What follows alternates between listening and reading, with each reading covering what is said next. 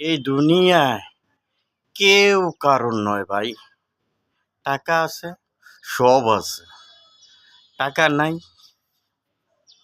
কেউ নাই দুনিয়া। কারোর লাগে কেউ মায়া করে না ভাই।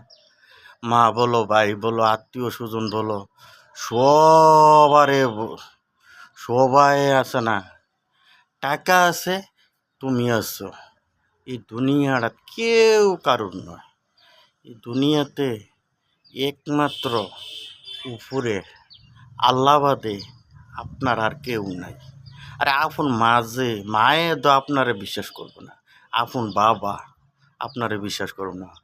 ভাইয়েও কষ্টে চলতে আছে, হ্যাঁ, কই ব্যাংকে মনে কোটি কোটি টাকা আছে, নাহলে কীভাবে চলে।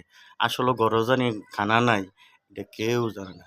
আর আপনি যত বিপদও পড়বেন, পড়লে গো, আরে তোর অমুক জায়গাটা আছে না, বেচালাস না, অমুক জায়গাটা আছে না, বেচালা, বেচালাইলে চলতি আর কি।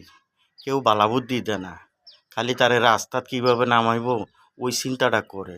আরে তোমার কোটি কোটি টেয়া আছে, তুমি দাও না, 20,000 টাকা দাও না, 50,000 টাকা দাও না, নাহলে দিল 2 বছর পরে আপনি কী করবেন টাকা দিয়া?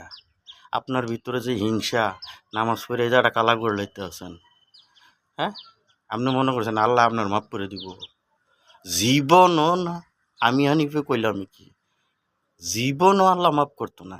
দাঁড়িয়ে রাখছেন, 5 ওয়াক্ত নামাজ পড়তেন না, সুদ দি খাইতে আছেন আপনি। আপনার ঘরে আপনি রাত্রে শুয়ে চিন্তা করেন আপনি সুদ খাইতে আছেন জানি। আমিও নিজে সুদ খাইতে আছি, কারণ আমি ব্যাংকেতে টিয়া আনছি, কারণ আপনার কাছে আমি চাইছিলাম টিয়া, আপনি তো আমার দেন নাই।